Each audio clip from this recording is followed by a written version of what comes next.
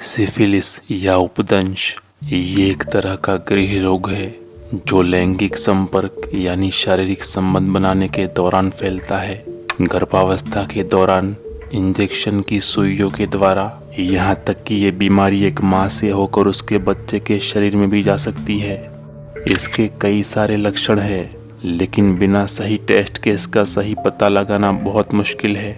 Syphilis नामी इस बीमारी ने ब्लैक डेथ और चेचक की तरह मानव जाति के इतिहास पर एक गहरी छाप छोड़ी है। इस बीमारी के 3 भयानक स्टेज होते हैं। सिफिलिस अपने मरीज को पागल करके रख देती है। दुनिया भर में हर साल सिफिलिस के 6 मिलियन 60 लाख मामले दर्ज किए जाते हैं। ये ऐसी बीमारी है जिसने 500 सालों तक यूरोप में तबाही मचा के रखी थी। सिफिलिस ने बहुत ही बुरे हालात पैदा कर दिए और बहुत से लोगों की माँ बहनें कर दी। सिफिलिस बीमारी को पहली बार 15वीं सदी के बीच में यूरोप के अंदर रिकॉर्ड किया गया था। ये बीमारी वहाँ की प्रोस्टिट्यूट्स और जॉन्स यानी देह व्यापार करने वालों में आमतौर पर पाई जाती थी। जिस किसी को ये बीमारी लगती उसे गुनहगार और गैर ताल्लुकात बनाने वाला माना जाता था। 15वीं सदी के आखिर तक ये बीमारी उन यूरोपियन मुसाफिरों से उत्तरी अमेरिका तक फैल गई जो मुसाफिर दुनिया का चक्कर लगाने निकले थे।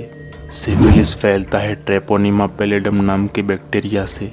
ये एक स्पाइरोचेट बैक्टीरिया है जिसका शरीर गोलाकार या रोड के जैसा नहीं होता, बल्कि कॉर्कस्क्रू यानी पेंचकश के आकार का होता है, जिससे इसे इंसानी शरीर में फैलने में आसानी होती है।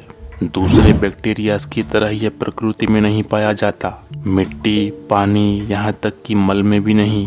ऐसा इसलिए क्योंकि टी पैलिडम एक संवेदनशील बैक्टीरिया है। इसे जिंदा रहने के लिए खास परिस्थितियां आवश्यक होती है। इस बैक्टीरिया को अगर आम सतह या वातावरण में छोड़ दिया जाए तो ये सिर्फ 2 घंटों तक ही जिंदा रह सकता है, जबकि दूसरी तरफ ई कोलाई नाम का बैक्टीरिया जो इंसान की आंतों में पाया जाता है, ये कई दिनों तक आम सतह पर जिंदा रह सकता है। इस टी पैलिडम बैक्टीरिया को रिसर्च लैब में जिंदा रखना भी मुश्किल है। सिर्फ एक ऐसी जगह है जहां ये बैक्टीरिया जिंदा रह सकता है, और वो है इंसान का शरीर, क्योंकि इंसान का शरीर ही एक ऐसा जलाशय है जो टी पैलिडम को जिंदा रख सकता है। यही वजह है कि ये बैक्टीरिया और बीमारी 500 सालों से इंसानी शरीर से चिपकी हुई है। सिफिलिस फैलाने वाले ये बैक्टीरिया ना तो हवा में बूंदों के माध्यम से फैलते हैं और ना ही छूने से। ये तभी फैलते हैं जब 2 शरीर एक दूसरे से संबंध बनाते हैं, या फिर मुंह के द्वारा भी ये फैल सकती है। अगर आप सिफिलिस के मरीज के ज्यादा वक्त तक करीब रहे तो ये बीमारी आपको भी लग सकती है। सिफिलिस का फैलाव तब होता है जब एक सिफिलिस का मरीज किसी आम इंसान की म्यूकोसल सतह यानी जीभ या फिर किसी जख्म को छूता है, तब ये बैक्टीरिया सामने वाले की बॉडी में चले जाते हैं। ये टी पैलिडम बैक्टीरिया इंसान के शरीर पर MPP-1 नामक एक एंजाइम छोड़ता है जो चमड़ी के नीचे के कोलेजन प्रोटीन को तोड़ देता है, जिससे बैक्टीरिया आसानी से इंसानी शरीर में घुस जाता है। म्यूकोसल मसल में घुसना टी पैलिडम बैक्टीरिया के लिए इसलिए आसान होता है क्योंकि ये मसल नरम, पतली और इसकी सतह की सुरक्षा भी कम होती है। इसके मुकाबले में इंसानी जिस्म की दूसरी त्वचा ज्यादा मजबूत और गाढ़ी होती है, और चमड़ी की सतह पर प्रोटेक्शन के लिए एसिडिक ऑयल्स भी मौजूद होते हैं। खैर, एक बार जब ये टी पैलिडम बैक्टीरिया इंसानी शरीर में चला जाता है, उस जगह हल्की सी सूजन और शरीर में थोड़ा सा बुखार आ जाता है, लेकिन कुछ दिनों बाद ये बुखार भी गायब हो जाता है और शरीर एकदम नॉर्मल हो जाता है, जिससे बॉडी के इम्यून सिस्टम को लगता है कि ये टी पैलिडम बैक्टीरिया शरीर से निकल चुका है। लेकिन नहीं, अब भी ये सिफिलिस फैलाने वाला बैक्टीरिया इंसानी शरीर में ही मौजूद होता है।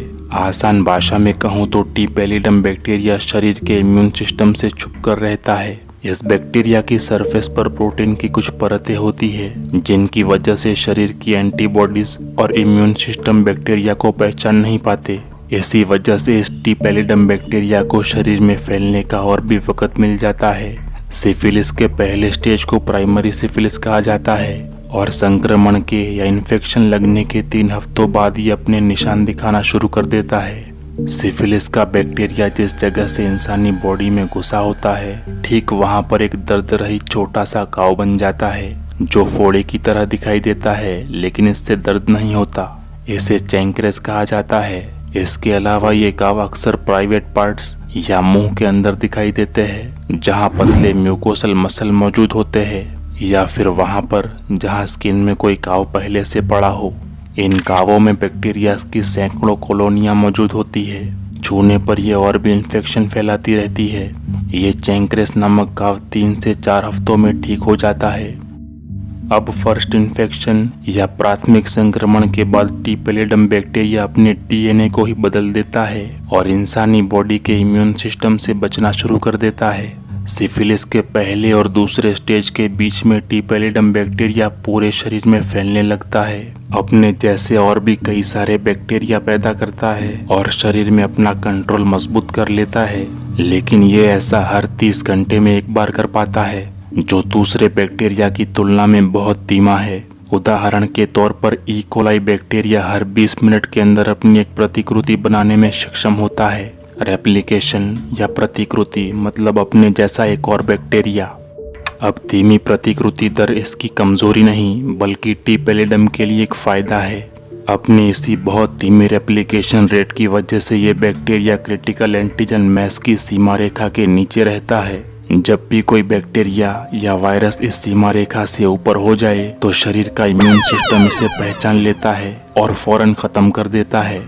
लेकिन अब चूंकि टी पैलिडम इतनी धीमी गति से अपने रेप्लिकेशन या प्रतिकृति बनाता है, इसी वजह से ये क्रिटिकल एंटीजन मैस सीमा रेखा के नीचे रहने में कामयाब रहता है। शरीर के इम्यून सिस्टम से हमेशा बच के रहता है। इससे धीरे धीरे ये पूरे इंसानी शरीर में आसानी से फैल जाता है और बेचारे मरीज को इसकी भनक भी नहीं लगती कि उसके शरीर में इतनी भयानक बीमारी पनप रही है जो उसकी हालत मौत से भी बदतर बना सकती है। खैर, पहले इन्फेक्शन के 3 से 6 हफ्तों के बाद टी पैलिडम बैक्टीरिया दूसरे स्टेज में पहुंच जाता है, जिसे सेकेंडरी सिफिलिस कहते हैं। दूसरा या सेकेंडरी सिफिलिस पहले स्टेज से बहुत अलग और काफी खतरनाक होता है। सिफिलिस का पहला स्टेज बीमारी के संपर्क की जगह एक बिना दर्द का घाव छोड़ता था, जबकि अब दूसरे स्टेज में पहुंचने के बाद ये हाथ, पैर, छाती और पीठ पर घाव छोड़ने लगता है, जो साफ साफ दिखाई देते हैं। लेकिन ये घाव पहले स्टेज की तरह बिना दर्द का नहीं बल्कि बहुत दर्द देने वाले घाव होते हैं और बहुत ही ज्यादा इन्फेक्शनल होते हैं, क्योंकि इनमें ट्रेपोनिमा बैक्टीरिया के लश्कर भरे होते हैं। दूसरे चरण के लक्षणों में बुखार, गर्दन के नीचे या आजू बाजू अजीब तरह की सूजन, बाल और वजन का कम होना भी शामिल है। इसके लगभग 4 हफ्तों बाद ये दूसरा स्टेज ठीक होने लगता है और टी पैलिडम एक लंबे सुप्त चरण में चला जाता है, जिसके बाद ये बैक्टीरिया इंसानी शरीर में 15 वर्षों तक निष्क्रिय रहता है। दूसरा स्टेज पूरा होने के बाद मरीज को लगता है जैसे उसकी जिंदगी का सबसे बुरा वक्त बीत गया हो। बीमारी के सारे लक्षण कई वर्षों तक गायब हो जाते हैं और इंसानी सेहत गंभीर रूप से प्रभावित नहीं होती, मानो जैसे सब कुछ ठीक हो गया हो। लेकिन नहीं, अभी भी टी पैलिडम बैक्टीरिया तीसरे स्टेज में मरीज को सबसे ज्यादा भयंकर नुकसान पहुंचाने के लिए इंतजार कर रहा होता है। पहले इन्फेक्शन लगने के 10 से 20 सालों के बीच में टी पैलिडम एक बार फिर से सक्रिय हो जाता है, एक्टिव हो जाता है, और यहीं से शुरू होता है सिफिलिस का तीसरा स्टेज, मरीज का आखिरी और सबसे बुरा समय। अब एक बार फिर से एक्टिव होने के बाद बैक्टीरिया इंसानी शरीर के अंदरूनी हिस्सों पर असर करने लगता है, जैसे ब्लड वेसल्स यानी रक्त वाहिनियों पर असर। इन रक्त वाहिनियों में असर करने के बाद बाहरी जिस्म पर अजीब सी सूजन होने लगती है। सिफिलिस के आखिरी चरण की ये सूजन चेहरे पर भी उभरने लगती है। इस सूजन को गमस कहा जाता है। गमस का आकार अलग अलग होता है और नरम हिस्सों में ज्यादा बढ़ता है। गमस ज्यादा बढ़ने पर मरीज को बहुत तकलीफ पहुंचाता है। तीसरे चरण में रक्त वाहिनियों या खून की रगों में फैलने के बाद ये बीमारी इंसान को 2 तरफ से मारती है। एक तो ये कि रगों से खून हासिल करने वाले सारे अंदरूनी अंगों को तकलीफ पहुंचती है, जबकि दूसरी तरफ बीमारी से प्रभावित रगे या रक्त वाहिकाओं में सूजन के कारण रगों की दीवारों में कैल्सिफिकेशन शुरू हो जाता है, यानी जरूरत से ज्यादा कैल्शियम बनने लगता है। कैल्सिफिकेशन से खून की रगें सकड़ी होने लगती है और रगों में खून का बहाव धीमा हो जाता है, जिसका सीधा मतलब ये कि इंसान के पूरे जिस्म को अब कम ऑक्सीजन और कम पोषक तत्व ही मिल पाएंगे।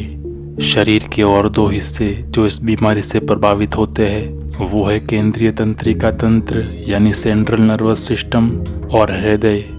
हृदय का हिस्सा खास तौर पर टिपेरिडम से प्रभावित होता है क्योंकि ये वक्षीय महाधमनी से जुड़ा हुआ होता है जो शरीर की सबसे बड़ी धमनी है। ये सीने के बीच वाले हिस्से से पेट तक फैली हुई होती है। ये धमनी अपने अंदर बड़ी मात्रा में खून लेके जाती है। अब तीसरे चरण में इसके अंदर भी कैल्सिफिकेशन शुरू हो जाने की वजह से इसमें भी खून का बहाव कम हो जाता है। कैल्सिफिकेशन महाधमनी वाल्व को भी नुकसान पहुंचाता है। वाल्व के चारों ओर कैल्शियम बढ़ जाने की वजह से वाल्व कठोर हो जाता है और पूरी तरह से नहीं खुलता, जिससे हृदय में खून बहुत कम पहुंचता है। इसके अलावा पुरानी सूजन के कारण महाधमनी द्रव से भर जाती है और फूल जाती है। ये इंसान के जिस्म पर भी साफ साफ दिखाई देता है। ये सारी चीजें खास तौर पर हृदय पर असर डालती है, जिससे मरीज को घबराहट, थकान, जी मचलाना, यहाँ तक कि हार्ट फेलियर भी हो सकता है। दूसरे हिस्से यानी सेंट्रल नर्वस सिस्टम पर असर करने की वजह से पागलपन का असर भी होने लगता है। नर्व सेल्स यानी दिमागी हिस्से में हाइपोक्सिया या ऑक्सीजन की कमी बर्दाश्त करने की ताकत नहीं होती। दिमागी हिस्से में ऑक्सीजन की थोड़ी सी कमी न्यूरॉन्स को नुकसान पहुंचा सकती है या इन न्यूरॉन्स को मार भी सकती है। जैसे जैसे नर्व सेल्स या तंत्रिका कोशिकाओं को कम पोषण मिलता है वैसे वैसे न्यूरॉन्स के बीच में सिग्नलिंग कम होने लगती है, कटने लगती है, जिससे दिमाग के पार्शियल पैरालिसिस और मोटर सिस्टम को नुकसान होता है। फिर अंगों और ख़ास तौर पर आंखों को तकलीफ पहुंचती है। दिमाग के अंदरूनी हिस्से जैसे एमिगडाला और प्रीफ्रंटल कॉर्टेक्स इमोशनल रेगुलेशन और लॉजिक यानी भावनात्मक विनिमय और तर्क करने वाले हिस्से खराब होने लगते हैं, जिसका सीधा असर सेंसरी मेमोरी और व्याख्यात्मक कार्य पर होता है, जो पर्सनालिटी चेंजेस यानी अपरिचित की तरह हो जाना, याददाश्त का खो जाना, अति सक्रिय सजगता और मति भ्रम के रूप में सामने आता है। भूतकाल में इन सारे प्रभावों को पागलपन की तरह देखा जाता था, लेकिन इसे पागलपन कहना गलत है क्योंकि हकीकत में पोषण में कमी आने के कारण दिमाग धीरे धीरे काम करना बंद कर देता है और खराब होने लगता है। जैसे जैसे सिफिलिस का तीसरा स्टेज आगे बढ़ता है वैसे वैसे खून की रगों की हालत बदतर हो जाती है। सेंट्रल नर्वस सिस्टम और भी ज्यादा खराब हो जाता है। स्पर्श संवेदना से जुड़ी नसें इतनी हद तक खराब हो जाती है कि हाथों और पैरों में कुछ भी महसूस होना ही बंद हो जाता है। शरीर की मांसपेशियां ऐसे सिकुड़ जाती है कि मरीज का चलना फिरना भी मुश्किल हो जाता है। सिफिलिस के मरीज की मौत या तो न्यूरोलॉजिकल समस्या से होती है या हार्ट फेलियर की वजह से होती है। संक्रमण के पहले दिन से लेकर मरीज की मौत तक सिफिलिस की मौजूदगी कम से कम 10 साल और ज़्यादा से ज़्यादा 30 सालों तक की हो सकती है। लेकिन आज सिफिलिस कोई चिंता या परेशानी का विषय बिल्कुल नहीं, क्योंकि इसका इलाज एंटीबायोटिक दवाओं से आसानी से किया जा सकता है। पुराने वक्त में इसके मरीजों को बीमारी की वजह से बहुत भयानक हालातों से गुजरना पड़ा था, क्योंकि उस वक्त इसका सटीक इलाज किसी को नहीं पता था। खैर, अफसोस है उन बेचारों के लिए जो इतनी खतरनाक बीमारी से जूझते हुए मौत की नींद सो गए।